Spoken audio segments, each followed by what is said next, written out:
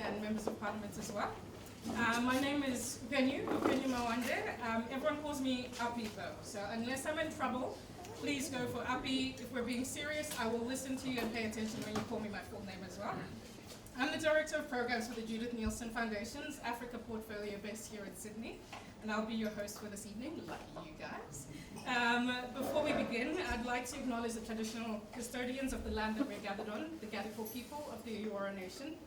I pay my respects to the elders past, present and emerging, and extend that respect to all Aboriginal and Torres Strait Islander people here today. I recognize the continuing connection to the lands, waters and skies, and as someone who's been invited onto this land for the last 25 years and have been enjoying that, I'm grateful and deeply thankful for them caring for this beautiful country over the last 60,000 years. After years of leading programs for various development agencies, now being in philanthropy, and all the while using the reports developed by IEP to inform programs, strategies, and policy work, as we begin, I'd like to thank our host for this evening, the Institute for Economics and Peace. Led by Steve and his wonderful team, year on year have worked tirelessly to not only produce the excellent reports and publications, but also to bring us together to reflect, understand, and together find meaning in the data for our everyday roles and worlds. I'd also like to thank all of you guys individually for joining us here this evening. As Steve quotes in his recent book, Peace in the Age of Chaos, very few of us are Tolstoys or Gandhis. We are just ordinary humans caught in the groove of working or bringing up families, or for too many, merely surviving. Our lives offer only limited choices. However, peace does start with the individual, and even in the most mundane of lives, it can be expressed in vivid and compelling ways. We do not take it lightly, therefore, that you individually could have been so many other places here tonight, with your family and loved ones, resting, Netflixing, which is what I would have been doing, doom scrolling. I'm giving away my evenings. But you've actually chosen to be here with us, vivid and compelling, and for these somewhat sobering but critically important discussions. Thank you also for the Canva team and foundation who have opened up this space for us to have this event, and who so graciously offer the space for others in the aid and development sector. To that end, in the case of emergencies, please do call me my full name. Please do not follow me. Please follow Anne, who is at the door, waving. She will lead us outside, which is where we'll be gathering. In the case of other emergencies, our bathrooms are just around the corner as well for you to use. Tonight, we're here to commemorate the launch of the 2026 Global Peace Index. On your chairs and over at the back, you will find the summary documents of this report. But please do get online and engage with the wider report, which is a fascinating read. This report is the 20th edition. It ranks 163 states and territories, covering 99.7% of the world's population. It ranks these nations on their level of peacefulness and is the world's leading measure of global peacefulness due to it having the most comprehensive data-driven analysis, which includes data on trends in peace, the economic value of peace, and how to develop peaceful societies. Our evening tonight is going to be split into 3 sections, hearing from our 2 fantastic speakers, whose bios, I'm sure, will make you wonder what you've been doing in your spare time. First of all, it will be Steve Killelea, founder and executive chairman of the Institute for Economics and Peace. Major General Michael Smith, a founding member of the Australian Peace and Security Forum and the chair of the Development Advisory Committee for the Kaleo Indigenous Community Fund. And we will conclude our evening, which is always my favorite part of our evenings, which is with a question and answer section. I have not spoken to the speakers about this, but because I've got not the mic, but the platform, I hereby decree that there are no hard questions. You're absolutely welcome to ask. There's nothing precious, there's nothing too stupid and nothing too difficult. They will answer them all.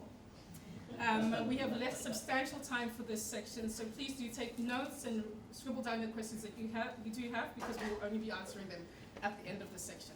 And then, of course, we'll come back to the drinks and nibbles, so please do stay back to network with each other as we conclude the evening. Okay, our first speaker is Steve, known to many of us and the reason we're all here tonight.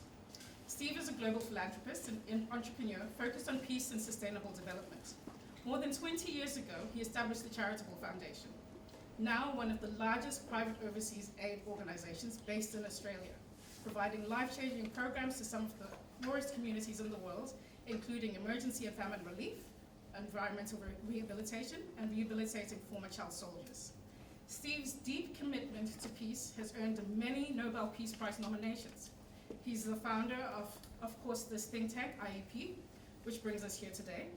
IEP's work is used by governments, think tanks, and major organizations such as the UN, World Bank, OECD, Commonwealth Secretariat, and its community-based peace projects form the backbone of some of the world's largest NGOs' approaches to peace.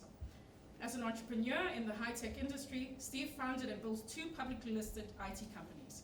He's also an accomplished author. I told you, you'd all feel bad about your spare time. Accomplished author, film producer, and international public speaker. Steve has served on numerous boards and received multiple awards for his business and philanthropic work, including the Order of Australia and the Luxembourg Peace Prize. He has also been recognized for making one of the 50 most impactful philanthropic gifts in Australian history. Steve has been doing the speaking circuit on this report globally, and over the last few weeks has only just returned from Europe, and is graciously ignoring his jet lag to be with us here tonight. Tonight we provide an overview of this year's Global Peace Index report, and as Steve comes up to share this report, I thought I would share one of my favorite quotes from his recent book, which should be required reading for us all. I believe peace, when properly defined, is the first fundamental human right that makes all other rights possible. The right to life, liberty, and the pursuit of happiness, to use the examples enshrined in the unalienable rights in the US Constitution, will remain forever out of reach in the absence of peace. Please join me in welcoming Steve.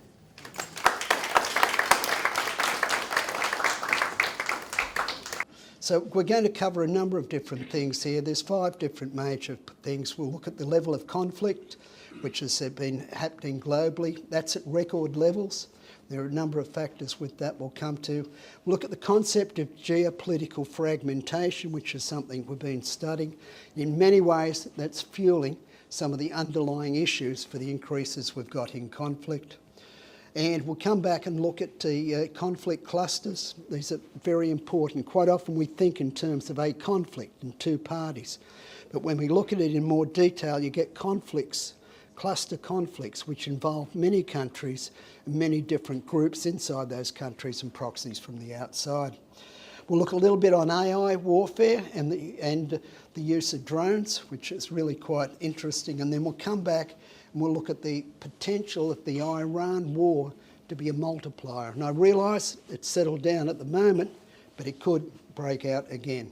So we'll just move through the key findings of the report. So let's just have a look at some of the headline numbers. This is the 12th year running that peace has actually deteriorated. So and that's an awful long run. Decreased by 0.7%. Now, that doesn't mean much to anyone, but we had 99 countries deteriorate in peace. That's the most which has deteriorated in any one year since we started the Global Peace Index 20 years ago. So most since the inception. Cost of violence, the global economy, keeps on going up. So it's up to $22 trillion currently, and we'll come back to more on that later on. And 7 of the 8 regions in the world deteriorated. 1 improved, probably the one you wouldn't think is going to improve, which is the Eastern and Central Europe. So the Ukraine and Russia are in that region. And if we come back and we look at the number of countries which are now deteriorated since the inception, it's 103. We cover 163 countries globally, so they'll give you an idea of just how big the decrease has been, and that covers about 99.7% of the world's population. And this will give you a quick idea of a mud map of the world. Red is very, very bad. Green is very, very good. You'll note Australia's green. So if we're looking at Australia this year, it's 20th on the Global Peace Index. It's up 4 places since where it was last year, which probably surprises most people in the room. So why did it increase? That'll have surprised you even more. And that's because a decrease in militarisation. which means we've put the budgets up, but we're not actually spending the money yet. So they're not our figures, we get them from IISS and CIPRI, which are the two authoritative figures on counting a military expenditure. So this will give you an idea of the countries at the top. You'll note that 6 of them are in Europe, 3 of them are in Asia, and 1 of them is in the middle of the Atlantic. That's Iceland. And Iceland's at the top of the index. It's been there now for the 20 years since inception. A lot of people grab the joke, well, it's the only reason it's so peaceful, it's too cold to go outside. That's wrong. So if you look at the history of the country's history actually builds in its peace. And so if we go to the bottom end, these are the other ones here. Note Ukraine slightly increased. Russia stayed the same, and it's at the bottom of the index. It was at the bottom of the index last year too. Every one of these countries is trapped in conflict. And so you've got concept of through systems thinking, you've got the concept of the conflict trap, very, very hard to get out of. But what we notice at the other end, the countries which are very, very peaceful remain peaceful. And that's because of the qualities of positive peace, which this presentation's not about. But that's something you should all follow and look up and understand. So this gives you an idea of the biggest improvers, the 5 countries. So we've got Poland. That's really because of a lessening of the suppression there. Gabon, it's come off very low, but that's after a coup, and now it's settling down after the coup. Litho, Ukraine's up slightly, and Turkey after it did a deal with the PKK. If we go to the other end now, we can see the ones which have fallen. Nepal's the one which has fallen the most. That's really due to the Gen Z riots and then the repressive response. Chad, because of internal conflict. DRC's the same. Pakistan, because of the relationships with India and the small war they fought there, and then also the issues with Afghanistan as well. Now, this will give you an idea of the conflict deaths and where they're occurring globally. There's a couple of things. So there are 181,000 people killed in conflict last year. That's the second most since the inception of the index 20 years ago. The most was 2 years ago, and that was with the Ethiopian war, and it's just over 300,000. So it's a long way off that, but still a very, very high figure. But there are some things which are absolutely sobering this year. And so what we find is that there are 20 countries now which have recorded over 1,000 deaths, and that's the most we've had since the inception of the GPI. So that gives you an idea of just how much it's spreading, even though the top line figure is the most. So, okay, let's have a little bit of a look at the trends, see where they're going. So this will give you an idea of the trends. When you're looking at our graphs, going up generally is bad, coming down is good. It's an inverted measurement scale we use. And this will give you an idea of just the changes. And so as you can see here, it's been a long while since, it's 12 years since we've had an improvement. And as I mentioned, 119 countries have deteriorated. So this will give you the idea of the indicators which have deteriorated. Violent demonstrations has had the biggest decline over the last 20 years. We can see only a small number have increased. If we look after that, the next 3 indicators with the biggest declines are all related to conflicts. And then you've got the relationships with neighbouring states as well. They're the ones with the biggest decline. The biggest improvement is in commitments to UN peacekeeping, but that's a little bit funny, if you like. The reason for that is that the number of peacekeeping missions have dropped, and that's because it's a lot more difficult for the Security Council to actually improve them.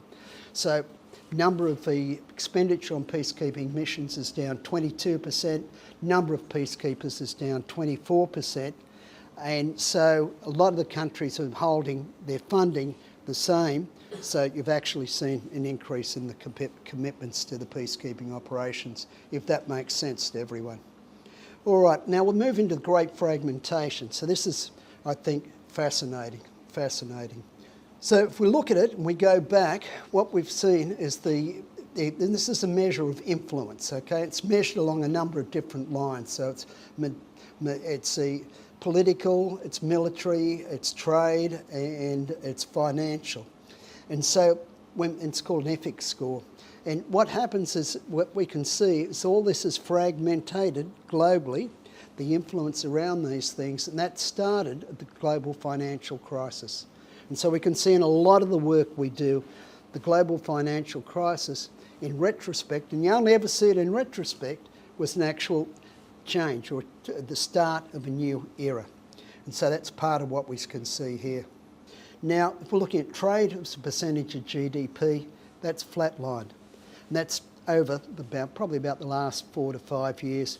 Prior to that, trade as a percentage of global GDP was increasing year on year on year. And so, as we can see today, the forces against globalisation are changing. You can see it in China, you can see it in the US. In China now, they're restricting exports, both by domestic companies and by foreign countries, so they can keep the stuff inside. You've got a lot of restrictions coming in. They're now putting more tariffs on a lot of goods. And so obviously we're aware of what's happening in the US, but you have this happening in China as well. And you'll see it copied by a number of other countries around the world as well. So this will give you an idea of just the spread of the geopolitical power. There's two superpowers, US and China. Then you've got a number of middle-level powers. So you've got the two superpowers.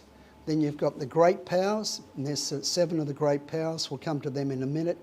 Then we come down to middle-level powers, and then finally the rest of the world. You'll note the biggest gap in this diagram is in Africa. So the green are emerging powers, but ones which aren't quite the middle-class power. And so part of the issues in Africa, you've got no one who's regionally strong to actually try and dominate and create the peace, which you have in many parts of the world. And you'll see later on in this presentation, a lot of outside influence comes in which affects it. Now, if you look at this, this gives an idea of the influence map globally. Red, you'll find, is the Chinese influence. Blue is the US influence. And the ones which you see purple, they're the ones where you've got strong influence from both. And so as you can see, there's lots of competed territories. And you see Australia as one. That's because we've got the defence and economic relationships in many ways with the US, but our exports are really dependent on the China. Now at this stage, you've got 40 different countries globally now which see themselves as being influenced by both powers. And many of them are really trying to walk an independent path between that. But what's interesting, what we can see with influence now, is when we're looking at the superpowers, both of them seem to have plateaued in terms of influence. And now, what's happens, we can see there's been, over the last 20 years, 25 years, there's been a lot of loss of power by what we call as the great powers. And those great powers, a lot of them have come out of Europe. So we can see now, since 1995 to 2023, about 18 years, we can just see that Germany's halved in the size of its percentage of GDP. We can see a similar sort of, Japan's even worse, going from the 80s, late 80s when it peaked. We can see France, a similar sort of drop. We can see Italy with a similar sort of drop, but note India. So of the great powers, it's the only one rising. So we can see its percentage of GDP has gone from 1.1% up to 3.5%. Now, can anyone guess where Australia's gone in this time? If the countries we're most similar to have deteriorated, what would happen to Australia? Deteriorated. That would be the logical conclusion, but it's not true. So Australia's share, if we went back to 1991, which I did the figures for, it was 1.4% of global GDP. We're now at 1.6% of global GDP. So the government can pat itself on the back. But the reason for that really is the increase in iron ore prices and other precious metals. So that's what was really fueled it. That's loss of influence. Where has that been picked up? It's been picked up by a whole group of middle-level powers. And so we can see here, it gives you an idea of the number of rising middle-level powers and also the number of emerging powers which might get there. So here are some of these rising middle-level powers. They're places like the UAE, Saudi Arabia, Indonesia, Turkey, just to name some, and Israel. Now, Australia is a middle-level, what we'd see as a middle-level power, and has been that way for a long while. So there's two groups, the established group and the rising group, or the newcomers or the rising group. The established group are very, very much aligned with Western values and Western democracies. The rising group are not, and they're trying to seek their own way and have their own influence in the territories in which they operate. Focus on this one is you have a look at the graph on your left-hand side. And what you'll see there, if you look at the blue, that's the number of internationalised interstate conflicts. So it'll give you an idea, and they're the ones which have increased the most. So that's where you've got involvement from outside nations in the conflicts. If we go over the other graph, the key part here is the yellow. And so if you're looking at the yellow, what you can see is the number of peace agreements from about the 1970s down to the 2010s. It's gone from 23% to 4%. And so the reason we've got this increase in conflict is simply because we aren't able to solve the conflicts going on. And that's partly because of the nature of these conflict clusters and the way they're interspersed. You've got these rising middle-level powers, which means you've got a lot more dynamics around competition, around power as well. And so they're a couple of the underlying drivers. So we come back to this now. This will give you an idea of conflict systems map. So if you start to look at this, we go over here. This is Afghanistan, Pakistan. It moves over into Iran, down through the Middle East, come over here to the Horn of Africa, and we move right over to the West Coast. So you can see it's one connected group, but they are distinct, different conflict clusters. The only one out of it's the Andean conflict cluster, which is down in Central and Latin America. An interconnection of these conflicts, and so that's a real concern as we move further on. Now, there are a number of different reasons which cause conflicts to spread. So if we come back and have a look at the Horn of Africa, this will give you an idea of just the Horn of Africa and the different countries there. So these are the countries which are involved in the conflict. The ones in blue down the bottom aren't necessarily there yet, but they all have the potential to become involved in this conflict. And so what we find is you've got organisations from the Middle East involved. So you've got people like the UAE, Saudi Arabia, Israel, Turkey. They're all engaged in these conflicts, particularly Sudan. So you've got conflict between Ethiopia, Eritrea. Eritrea is funding rebels inside Ethiopia. Ethiopia wants to have a port because it's landlocked. It sees a way of getting that is straight through Eritrea. And so you've got southern Sudan, and you've got different groups from southern Sudan, obviously moving up into Sudan as well. And so there are 9 different things which cause conflicts to spread. And so those 9 conditions are all present in the Horn of Africa. So there are things like bad relationships with neighbours, the movement of guns and people, the transfer of people through escaping conflict, so migration flows. It can be the ability to be able to have resources which can internally be taken by the groups to fund them. That's gold in this case. There's a big vein of gold running through the Horn of Africa. That gets exported up into the UAE, for example. You've got things like the issues between tribes. So you've got intertribal conflict where you've got one tribe moving over a border, particularly if the two countries are hostile. So they're just some of the kind of reasons. Just to give you an idea, but you've got 12 million refugees now in Sudan alone. Like that's just terrible. So if we come back and have a look at this, this gives you an idea. So what we see as one of the real issues is the spread the conflict and the conflict in the Middle East or the greater Middle East merging with the Horn of Africa. If that was to occur, you'd have 24 countries engaged. You've got the Straits of Hormuz, that'd be closed. You've got the Straits of Bab el-Mandeb, that would be closed, as would the entranceways probably to the Suez Canal. Because what we can see is a number of different accesses of how this could come about.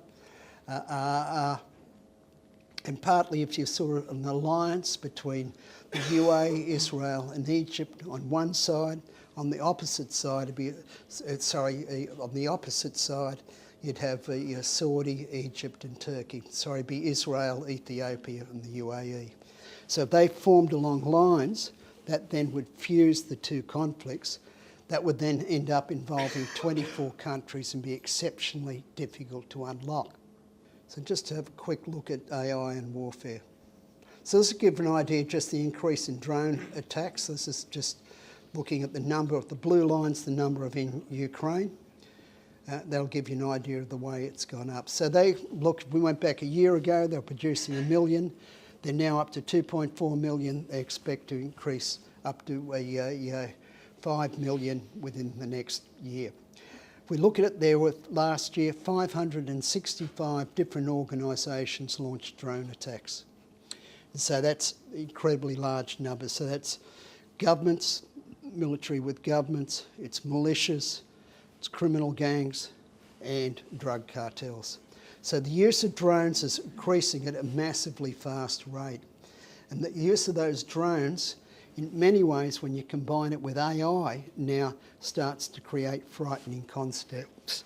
So if you went back to, let's say, the 1980s, it took about a day to work out if you were going to do a strike, how to go about and get the logistics of the strike. The US today is down into under sub 10 minutes from the time they can identify a target to the time they strike the target. So Israel, using AI, identified 37,000 people in Gaza, which are either sympathetic to Hamas or members of Hamas. Now, when they're in full operational mode and they're launching strikes, they have 20 seconds gap in which for a human being to interfere and determine whether it's a false positive. The number of false positives they get off their own admission is more than 10%. So that creates a whole lot of ethics or issues around the use of AI and around the use of drones, particularly as the drones get more and more autonomous. Russia's using autonomous drones, the UK is too, and you'll find more countries doing it as we move forward. So the question is, like, really, what are the regulations which should be around drones? When should you use them? And what amount of human intervention should there be? I don't think we're going to get an answer to that, but it's something which really needs to be raised. So if this all comes with a cost too. So if we're looking at the cost of global economy, it was 22 trillion last year. About 70% of that expenditure goes into the military, into private security. Now, if you want to create peace, you have to invest in peace. And as we can see with peacekeeping operations, that's going down. If it's going down, then wouldn't we expect there to be more war?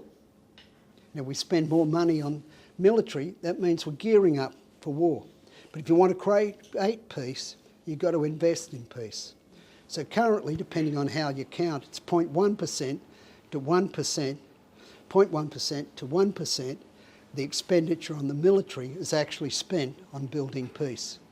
And peace can be built in many ways. It can be with diplomatic efforts, it can be with mediation organisations, it can be with peacekeeping operations, and it can even be well-targeted developmental aid. Now, if we're looking at the cost of the Iran war, when we come back, we did a detailed analysis on that. So at this stage, it's somewhere between 0.6 and 1.6% of the cost. So if we went back and we have a look at the global financial crisis, that was about 3.5%. COVID was just over 3%. So at this stage, the Iran war will have impact but nothing like what you found which went on with those other two crises. However, if it's a 1.6% reduction in GDP, most of Europe is forecast to grow by 1 to 1.2% this year. So it'll be enough to send Europe into recession if the conflict flares up again and gets worse. Anyway, that's the end of the presentation, so I'll stop there.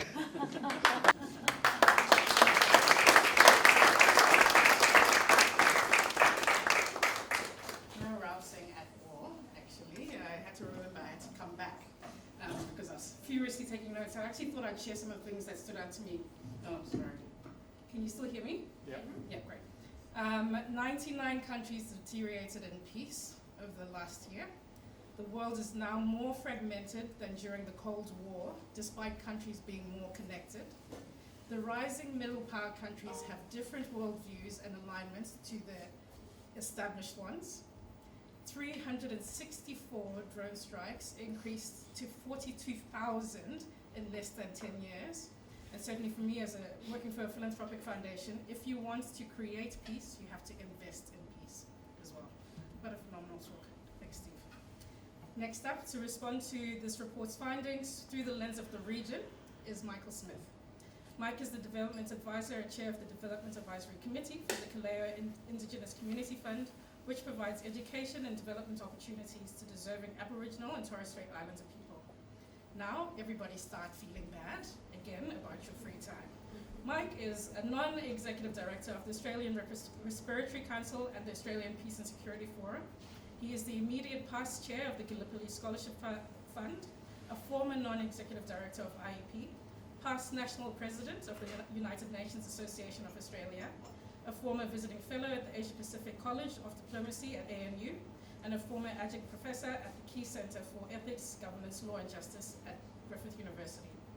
From 2008 to 2011, Mike was the founding executive director of the Australian Civil Military Centre, a multi-agency organisation established by the Australian government to support the development of national civil military capabilities to prevent, prepare for, and respond more effectively to conflicts and disasters overseas, working with the United Nations and the African Union to develop policies and doctrines to enhance the protection of civilians in peace operations. This work, his work, assisted Australia's successful election for a seat on the UN Security Council. Prior to this, Mike was CEO of AusCare, which is now ActionAid Australia, an international humanitarian development agency committed to supporting underprivileged communities. Mike, obviously, is an officer of the Order of Australia, awarded for his distinguished service of a high degree to Australia and to humanity at large, and continues to consult on peace and security issues and maintains a strong commitment to human rights. He has worked with the UN in military and civilian capacities in Cambodia, Kashmir, Libya, Myanmar, Nepal, Timor-Leste, and Yemen. In the spirit of sleuthing and finding quotes, I've also found a fantastic one from Mike, which I'll share as he gets up. I want Australia to show its independence as a democratic middle power. I want us to help rekindle the ideals of the United Nations Charter, which were forged on the bodies of 80 million casualties. I want us to take a leading role in matters of conflict prevention, peacekeeping, and peace building, with priority given to our immediate region and doing all we can to ensure our northern region remains a nuclear-free and peaceful zone. Please join me in welcoming Mike.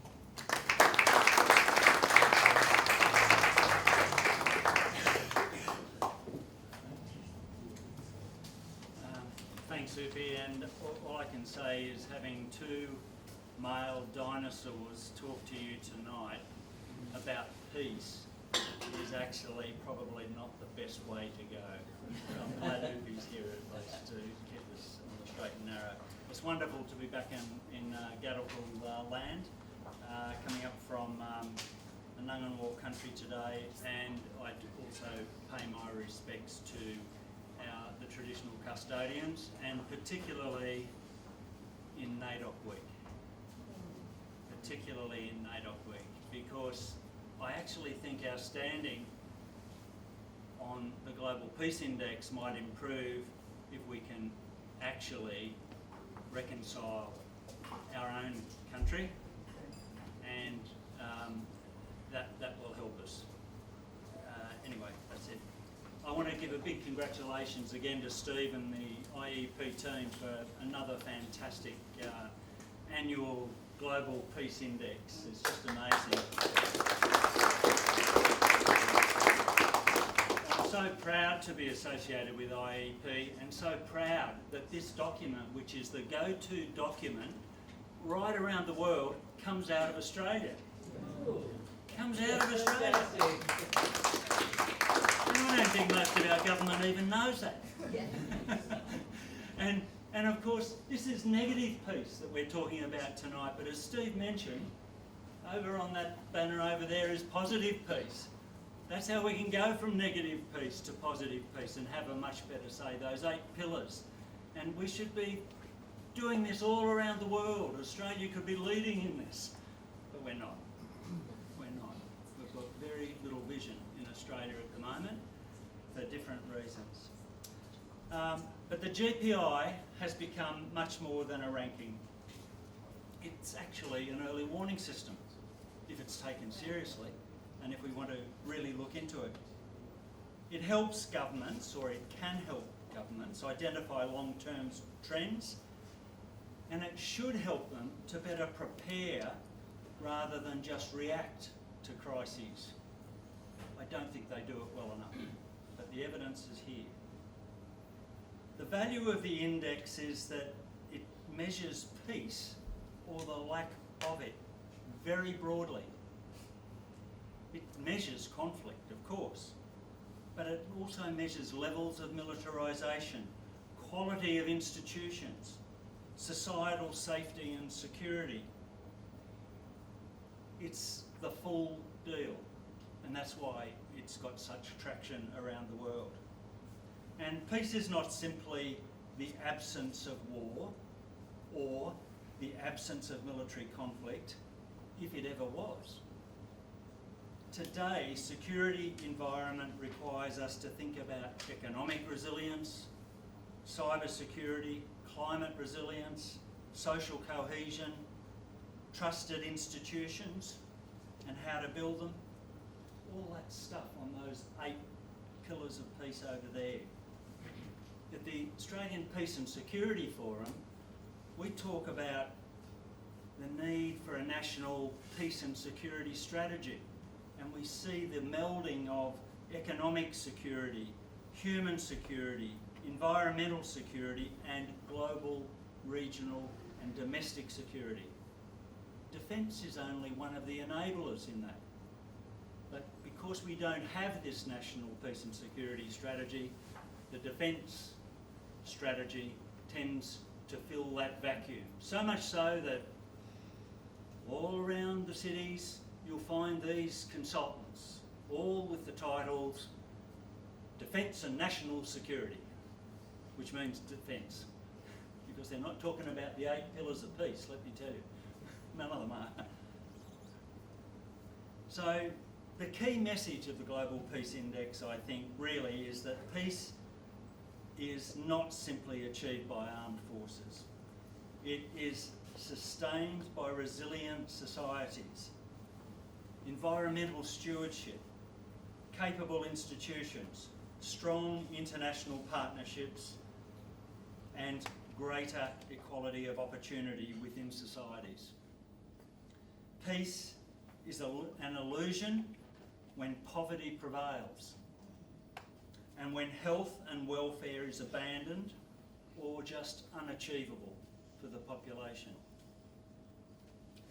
So in terms of some global trends, Steve's already covered them.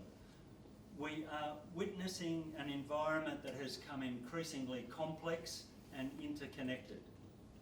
Increasing geopolitical competition, greater fragmentation of the international system, declining trust between major powers, persistent regional conflicts, growing cyber threats, information warfare, economic coercion, increasing militarisation, the rampant advance of artificial intelligence, and the incoming of lethal autonomous weapon systems So we have technology, as it always is, way ahead of regulation. And who suffers? The people on the ground. Normally, innocent civilians. That's where the casualties are occurring. Conflict has become more interconnected and increasingly multidimensional. We now have a multipolar world, and it's going to increase and be that way. And no nation is truly insulated. Although those countries in the top 5, when I look at them, they have insulated themselves better than others. Yes, they're connected to the world, but their approach to the rest of the world is such that people actually don't want to threaten them. And I think we can learn a lesson from that. Local conflicts increasingly have become global consequences. Things like supply chains are affected, energy markets are affected, food security is threatened, migration, refugees and displaced people increases exponentially in this environment. And of course, because of all this, inflation in countries goes through the roof. All this affects peace. Today's risks include cyber attacks, foreign interference, organised crime, terrorism, misinformation and disinformation, climate shocks, pandemics and fragile governance. It's all very depressing, really. Back to the 1930s, although I'm not that old, I've certainly read about it and heard my parents talk about it. So I suggest you all go and get a copy, if you haven't already, of Rutger Bregman's wonderful book, Moral Ambition, and read it. It'll sustain you.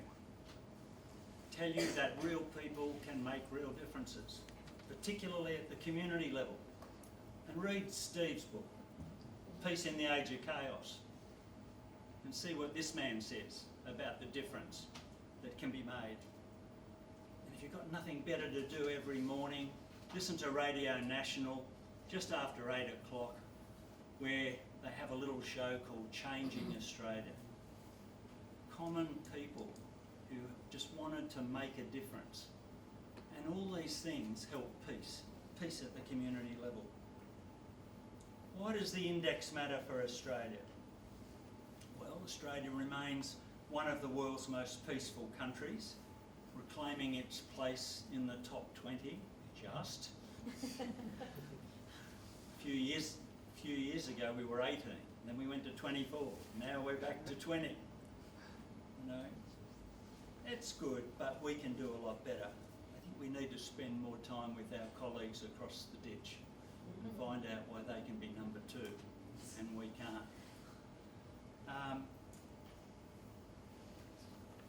But peace can't be taken for granted. You've got to work at it. And as Steve said, we're spending all this money, and you might think this is coming, you know, this is strange coming from a military person, but we're spending all this money on militarisation, and we're spending less on peacekeeping, peace building, conflict prevention, security sector reform, institution building. We're not doing anything really. I mean, IEP's doing a lot, but I mean, Australian government could be out there peddling this, and then they'd be number 5 in the world or something like that in the Peace Index. What are the implications for the Asia-Pacific region? Well, the future of global peace will increasingly be determined in this area, in our region, the region that we're part of. And we've got to realise that. This is the fastest growing region in the world, the fastest growing economies, expanding populations, not everywhere, but overall. Major maritime trade routes.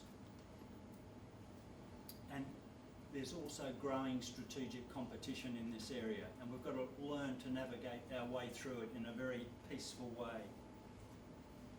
In this region, China is already the major power. Don't talk about it one day taking over from the United States. In this region, it is already the major power.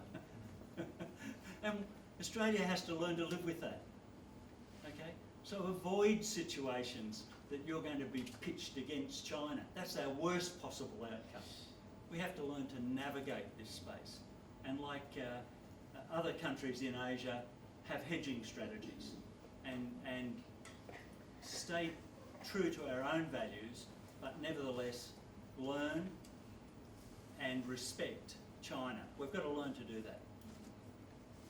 We need more kids learning Mandarin and Bahasa, by the way, at school. Both these languages are dying in Australia. I can't understand why. And this requires us in Australia urgently to recalibrate our current alliance with the United States. We've got no alternative but to do that. If we continue the way we're going at the moment, we're setting ourselves up for a big shock, in my opinion. Steve said, don't mention the public inquiry into AUKUS, so I won't. Unless you ask questions later, and then I'll answer them all.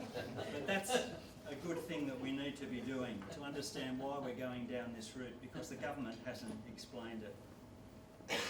Superpower competition is extremely dangerous, but it doesn't mean that conflict will be inevitable.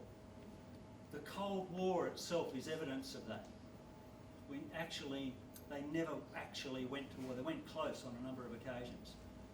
Australia is uniquely placed to play a pivotal role, I think, in managing that relationship. If we do it adroitly, in a non-threatening manner, bringing people to the table, we can play a role. As soon as we become the deputy sheriff, we've got no credibility anywhere. And that's where we're considered at the moment, to be the deputy sheriff.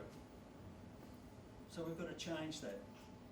ASEAN remains absolutely central to us, and not only to us, but for peace and security in the region.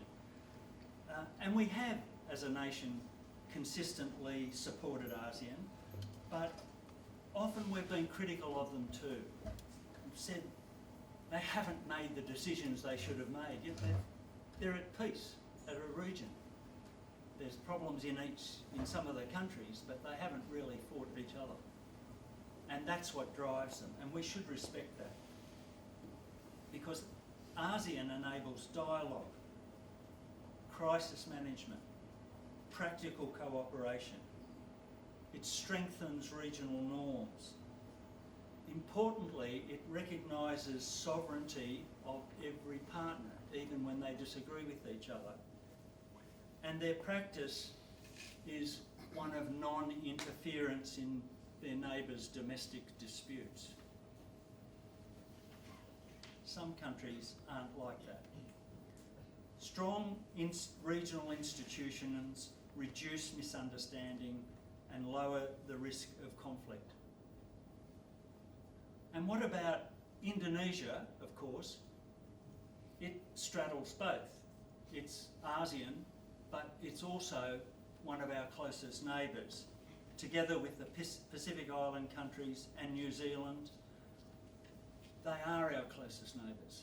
This is where most of our work is urgently required, to ensure that this area remains, as all countries want it to be, a zone of peace and a nuclear-free zone. Yes. Everybody signed up to that. There's even a Treaty of Rarotonga that says that. And that's what we've got to work to do. And there's lots of little conflicts and things going on in this whole area. The most existential threat to Australia and the Pacific region is not China. It's climate change or climate disruption. That's number one. Number two would be a renewal of nuclear testing and nuclear explosions in this area, and storage of nuclear waste. That's an existential threat. And then the next existential threat is AI and where that might take it, unless we grab hold of it and keep the human in the loop. China's not the threat, not the big threat. Though they are. So looking ahead, development is absolutely essential for peace, because if you're not doing development, if you're not looking after human security, you're going to have huge problems. And yet, I don't think there's many of us wearing the Sustainable Development Goals badge tonight. I think most of us have forgotten all about the Sustainable Development Goals. That said where the world was going, and it's basically just dumped it and said we're not going to make it now and we're not going to achieve it. And what a shame that is, because that was bringing more and more people out of poverty and giving them hope. Now the amount of money that Australia spends on development is woeful, shocking. The Global Peace Index should not be viewed simply as a league table, as it so often is. It has great utility as a guide for policy development. It reminds us all that peace is more than the absence of war and violence, requiring policies that go beyond security forces and capabilities to encompass economic, social, political, institutional, diplomatic, development and strategic initiatives. That's where we need to take this Global Peace Index and say, how can we do it? For Australia, the messages are clear. Peace is built slowly and persistently, but conflict can emerge almost overnight and disrupt it. We need a comprehensive national peace and security strategy that aligns us with all the things we need to do and puts defence in a supportive role rather than a leading role. Our own security cannot be separated from the peace and stability in the Asia-Pacific, and particularly in our nearer region to the north. The balance of power has already shifted. We need to recognise that in Australia and not wish for an Anglosphere that no longer exists in reality. And as for the UK looking after our security, that was sunk in World War II. And why we would even look that far for our security beggars belief to me. Our responsibility is therefore not only to continually strengthen Australia's peace, but to contribute actively to the peace of our neighbourhood and through the United Nations globally. It so saddens me to see what's happened to the United Nations. United Nations is only the work of its member states, and when member states don't support it, the United Nations gets sidelined. They are still doing great work, and I just hope it doesn't go the same way as the League of Nations. We need in Australia to be supporting the United Nations, because if you're a middle power, that's about the best hope you've got. Don't count on those superpowers. I remember a story when a lady spoke to General MacArthur when he was here in World War II and said, "General, thank you so much for looking after our security." And he looked at the woman and said, "Ma'am, I'm pleased to be here, but I don't give a rat's about Australian security. I'm following the national interests of my country." That was General Douglas MacArthur then. I don't think America's changed, and we shouldn't expect them to. Our national goal should be to remain in the top 20 at least, and hopefully get up there with New Zealand and beat them. In summary, as a multicultural country, not a monocultural country, a multicultural country, we need to become part of Asia. And we need to get away from the Anglosphere. The Global Peace Index encourages governments to think upon beyond the next crisis and invest in the long-term foundations of peace and reminds us that prevention is always preferable to recovery. Well done to the IEP for another great job. Thank you.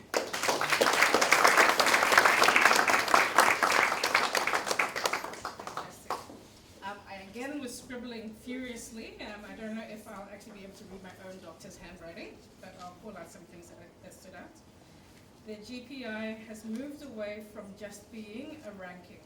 It is an early warning system, a guide for policy development. Peace is not the absence of war or conflict. Peace is an illusion when poverty prevails. Development is essential for peace. The future of global peace will increasingly be determined in our region. Existential threats are not people or countries. It's climate change, nuclear testing and storage, and AI. And just to remind you guys, the book we're supposed to read is called Moral Ambition. We're supposed to teach our kids or learn ourselves Bahasa and Mandarin. Listen at 8 o'clock in the morning to Radio National, to Changing Australia, and real people can make real differences. Thank you, Mike. We've got about 20 odd minutes to take questions and answers from yourselves. So we will have a roaming mic with Anne. I hope you've been scribbling your own thoughts and questions down, thoughts and comments down as well. And so maybe I can ask Mike and Steve to come back up, and we'll start with the Q&A.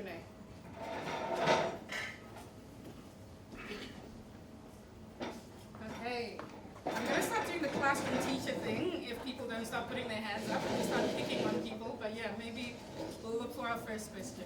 Fantastic. Good evening, and thank you kindly for the great work from IEP and the great response we've heard. If two people in a relationship and one is abusing the other, it's very easy, I'll call that naive peace, to stay in a relationship and just put up with it. Is there such a thing as naive peace when it comes to global conflicts and what we're seeing play out as a pretty challenging environment, or is there a different type of peace required? And I'm talking about Australia here, where perhaps it's more pragmatic than just accepting what is and saying that's how it should be for Australia.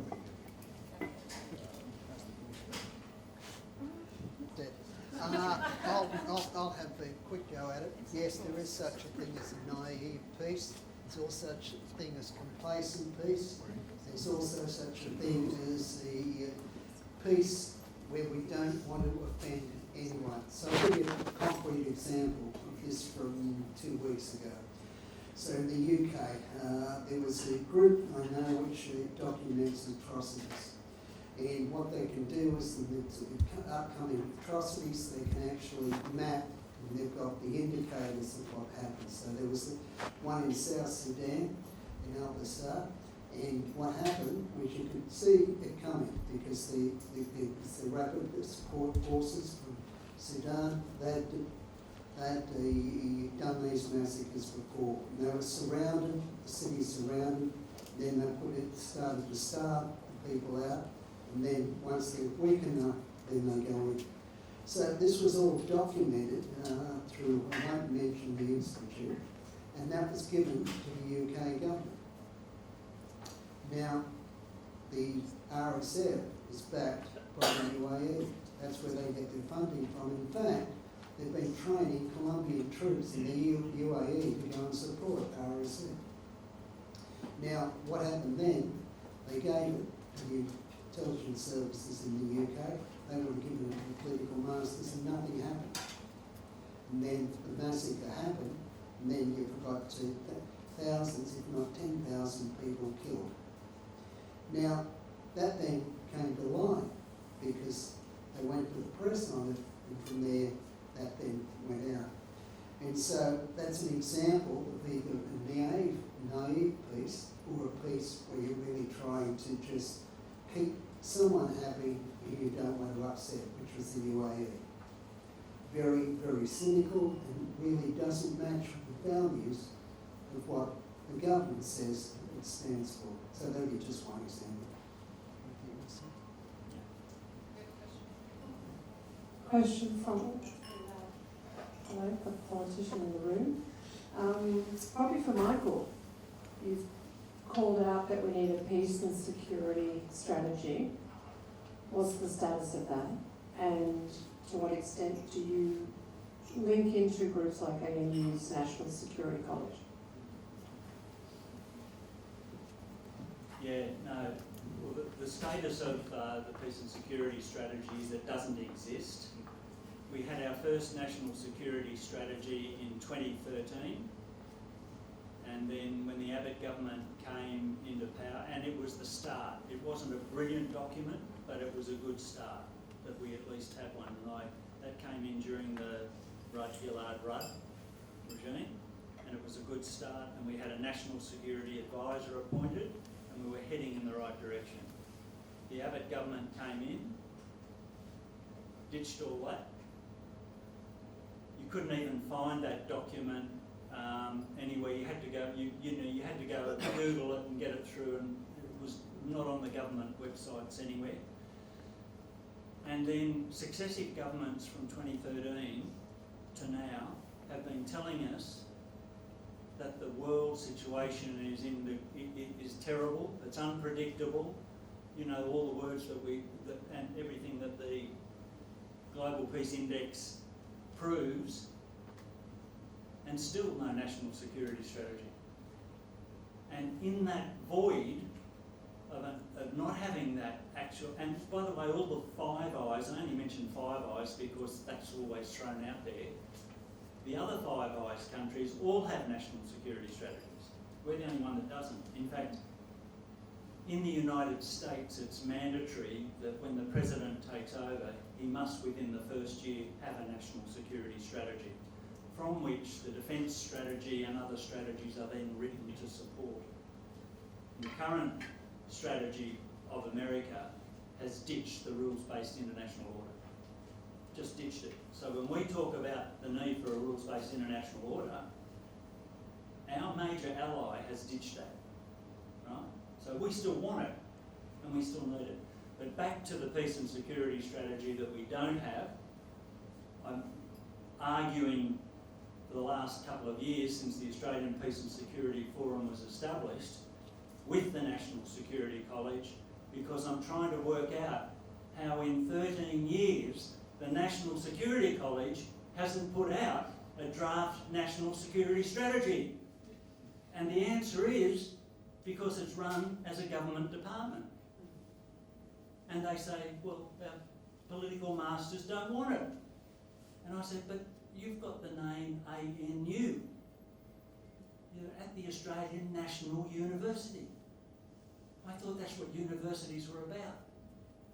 So we desperately need one. So once the Australian Peace and Security Forum gets through the public inquiry into AUKUS, which will be by the end of the year, our next thing taking to the people will be, what would you like to see in your national peace and security strategy? And let everybody have a say, because our politicians aren't telling us anything, or at least most of them. Oh, sorry. That's good, Judith. Steve, a question here. Edward Parmisano from the United States Study Centre. Could I ask you a bit more about the United States and what does the data from the index tell us about the United States? Are we seeing peace increase or are we seeing peace decrease? And in relation to the pillars over there, what are your observations in relation to the United States? Right, okay, great question. So the US is about 134 on the index, so it's down in the bottom quartile. That's mainly because of it's got internal security, it's got high levels of gun ownership, it's got, being compared to other advanced countries, high levels of homicide, high levels of crime, reasonable number of violent demonstrations. Its militarisation is amongst the largest in the world, and also it's involved in a lot of external conflicts. So the index has dropped this year, and it's been dropping for the last couple of years. The biggest thing which is dropping it is what we look at it be internal conflict within the country, or which is expressed mainly through what we call fractionalised elites. I think we can all see that. So we come over the positive peace index. And the positive peace index actually is a very good predictor of long-term peace. So we've got a concept called positive peace deficit. That's where the peace of a country is much higher than the measures for positive peace. And so what we find over time, and we went back over the last 17 years, we looked at the countries with the biggest deficits, just took the top 20, 80% of them had substantial falls in peace. So now if we look at the US, it's got the second largest fall in positive peace over the last decade. In fact, the area with fractionalised elite, it's got the biggest drop in the world, just to put it in perspective. So now, what we also see is that its positive peace levels are still high compared to global standards. So it's dropped, but it's still high. And so what you find also, as I mentioned the positive peace deficit model, what you also find is that very, very big countries, the ones that, with the big global influence, their positive peace scores are always much higher than their actual peace. And that's because they generally have large militaries and they use those militaries as well. I think there was one at the back. Hi, my question is directed towards both Steve and Mike. I'm drawing on things you both mentioned. So, Steve, you mentioned how China has begun restricting certain exports, particularly like critical rare minerals, rare earth minerals. And then, Mike, you were talking about how Australia has a certain role to play in balancing between those superpowers. Do you think that, from an international relations perspective, withdrawing from the Anglosphere, especially as like the reliance on critical rare minerals, like the U.S. reliance towards Australia, has increased, especially this year with the new trade deal that was signed, is necessarily feasible, or would that invite more or less peace, especially in relation to hedging against China? China as an ally, but also China as a potential threat to sovereignty when it comes to minerals, which are in the next 10 years are one of the most strategic resources. So I'd love to hear your thoughts on that. And thank you so much for your speech. Great stuff. I think what you're finding is that China will use the economic coercion to try and get what it wants, particularly from a political agenda and economic agenda where it can. I think it's militant. Mike and myself disagree on this, but I think China increases its military. It's more and more likely to use it, and will use it to place coercive influence in other countries. If we look at China, it has got a history of invasion. It's invaded both Uyghur and Tibet, and successfully. We can see it's got its eyes on Taiwan at the moment. Even as far as as much as last week, they had the coastal guards, ships intercepting other ships off the coast of Taiwan, saying they were doing international inspections, about 300 ships, of which 7 they found were faulted the inspections. That's the start of practicing to put an economic blockade. You've got conflict over a whole range of different atolls through the Pacific, and China's using what it says strongly coercive techniques to take over those atolls, even though they're in dispute. So there's no concept of negotiation with any of the countries there. As for the critical minerals, I think if we end up too dependent on China, they'll end up cutting it or strangling it, one, to create better economic advantage for itself, and then also to use it coercively to try and then get other things which it may want, like control of infrastructure in countries as well. So I think the critical minerals will play out. One of the things with Taiwan is the most advanced chips, about 40% of them come out of Taiwan. So they've got Taiwan, they then have the ability to be able to take over the most advanced chips in the world, which they aren't quite there yet with. So I think the critical minerals is essential, but I doubt that the West will get its act together. Yeah, no, it's a really good question. I think on the critical minerals, I don't have a strong view on whether we should be selling to the United States or not. As long as we're not selling to the United States in a way that is perceived to be, and perception is reality, that we're only doing it to counter China.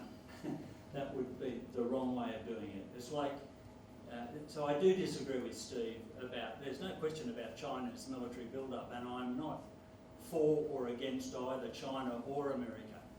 You know, I think we need to live with both countries and to the best interests of our citizens.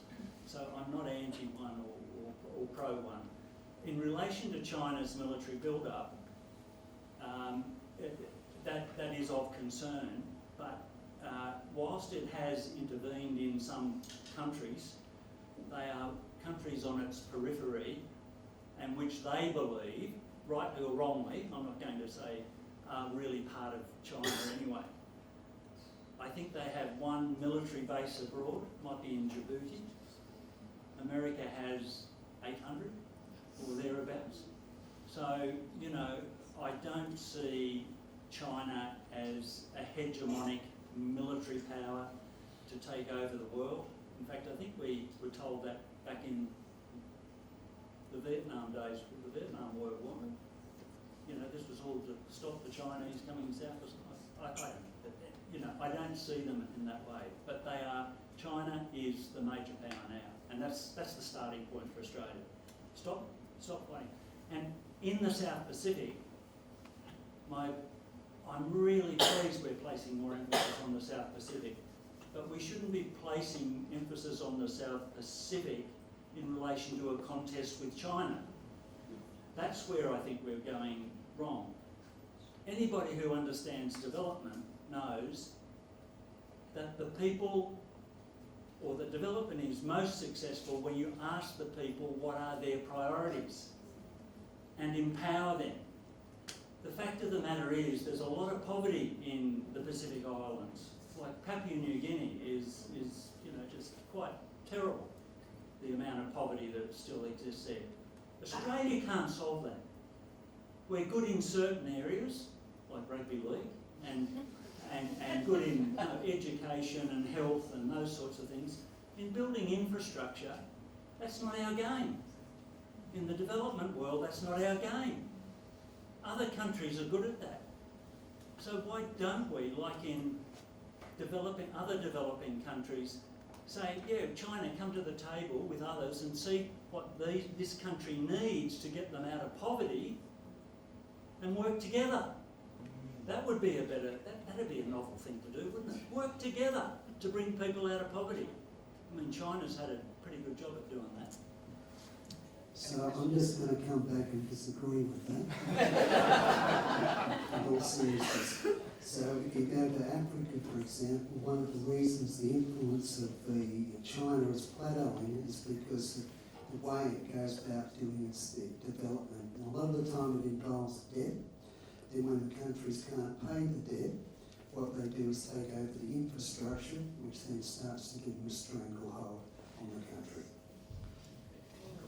We've only got time enough for 3 more questions, sorry. So I think there was one on this side that I saw earlier. No? Okay. So we'll take 1 and 2 and then 3. Hi, thank you. 2 quick themes, mainly to Steve, but I think Mike will jump in when I say the word civil. I get that it's in the positive peace index, but under the societal safety and security indicators, you've got number of internal security officers and police. I'm surprised there's not an indicator there about measuring the strengths of society, because civil society has also been proven to be a bulwark. So that's just sort of one thing I noticed. But my main thing tonight, which people know I'm always on about, is there are 22 Pacific Island countries. And this week, Australia and Fiji just signed off the Ocean of Peace strategy. I really I'm hoping, and I know how difficult it is because I've worked in the Pacific since 2001, that IEP could lead the game to say we will carve out Oceania as a region and don't just join it with Asian Pacific, and actually name it so it's not just Pacific Islands, South Pacific, because in your 3 criteria I checked 22 Pacific Island countries, Papua New Guinea is the only one that you've been able to measure. And I think a line needs to be drawn with a real commitment to working with Pacific community to measure the other 21 countries. It's a whole region that's being left off. And yet tonight, you've both talked about how important it is. So look, I think that's an excellent question. One of the things which is limiting in doing these indexes is where you've got data which is consistent across enough countries to be able to include in it. And that's one of the reasons why you haven't got a measure for the civil society and how active it is. But I'm sure there's a strong correlation between that if we had the actual data of the index. So that'd be the first thing. The other thing is the index has got a definition of the absence of violence or fear of violence. So civil society isn't that. Now, what would happen if we had a good measure of that, would then it come into the 20,000 data sets we use to derive positive peace. And so from then, if the correlation is one of the strongest, then it would be included in the index. But first we need the data. If we come back round and now look at the Pacific Islands, so there's about 2 million people in the Pacific Islands. 70% of Australia's overseas development aid is going to be targeted into those islands. And so that's a lot of money for a small number of people. That's the first thing I'd say. And so I think there's issues around spending it better. We, for a long while, have been speaking to DFAT about the need to be able to develop measures. In fact, we've submitted a paper into the current Senate inquiry onto it about the ability to be able, the need to be able to get better measures of what's happening within the Pacific Islands. So a lot of the programs which are going on there aren't baseline or good measures of them either. And so satellite technology is one of the areas which you could use to now start to map progress and areas where you've got degradation happening within those islands as well. So I think it's an excellent idea, but if you're going to the major places where we get the data from, you're not going to get it. You wouldn't go into the Global Peace Index, but you could do a regional index and calculate it that way. Yes, that's great. Thank you. Yeah. Maybe just project. Thanks. Michael, you talked about peace is sustained by resilient societies and real people can make real difference. That's very powerful. I think given what's happening around the world, I think we need to do something. When we leave this room, can you tell us, what can we do? One thing. Go first.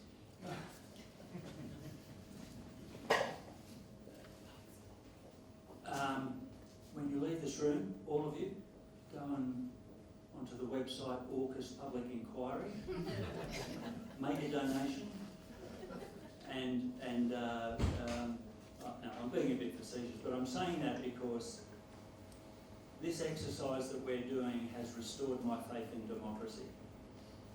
The amount of people that have come out of the woodwork to this AUKUS public inquiry because they're really concerned about it. The government has not explained why we need nuclear-powered submarines.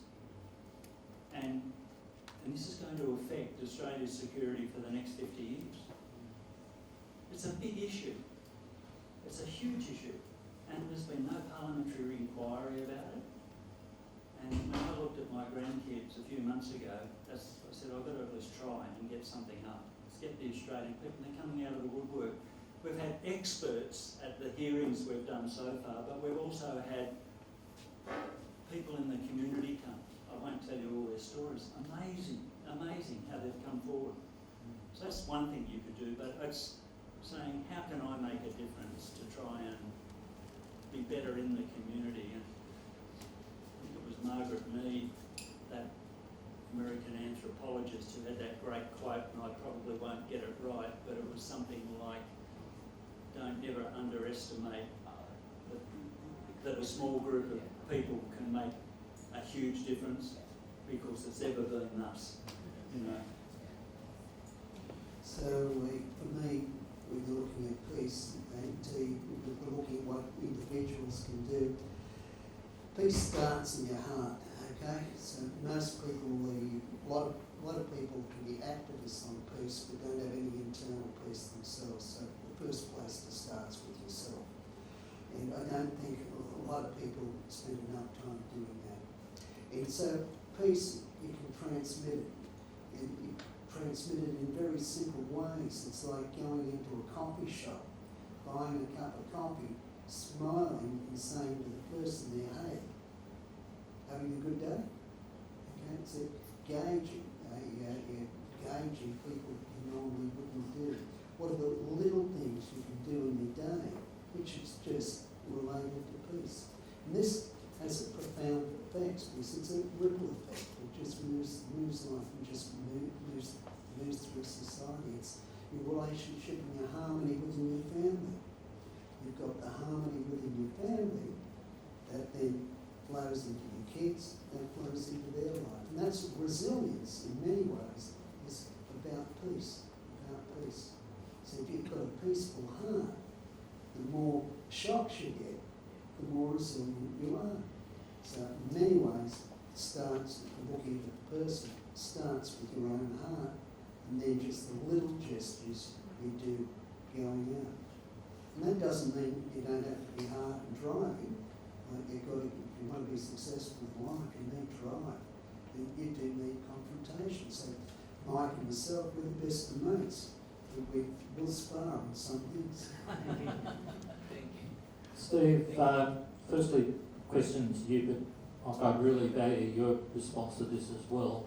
I was surprised to hear Australia and see, on the image there of Australia doing better than I would have anticipated because of the growth in hate speech. We know what's been public around anti-Semitism. We know the Islamophobia index, the growth in Hindu-phobia, the outcomes, horrific outcomes, hate from the Voice referendum.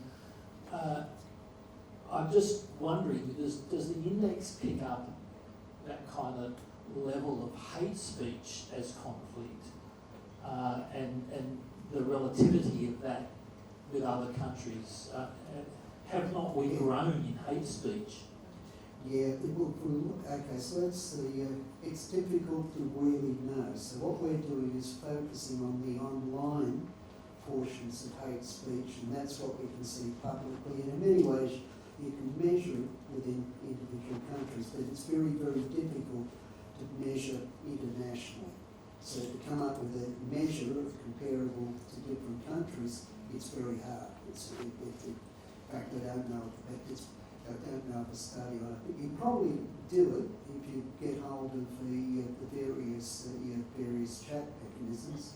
But you also have to know how it's changing. You need it longitudinal.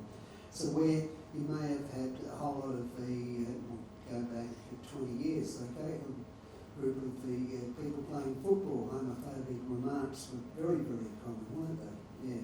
And so you found a whole lot of other things like that as well. It's just that the internet's now amplified it so we can see it. But now, if we come back now and we start to look at the positive peace index, one of the measures you've got within that is disinformation. So that's one of the things which correlates strongly. So that's not quite hate speech, but it's misinformation. And like that generally comes from governments. So it's generally looking at the flow of what governments put in. So now there's probably ways you can measure it through press, so that's more of a formal view of it as well. So we're looking at doing a piece of research which will be measuring sentiment.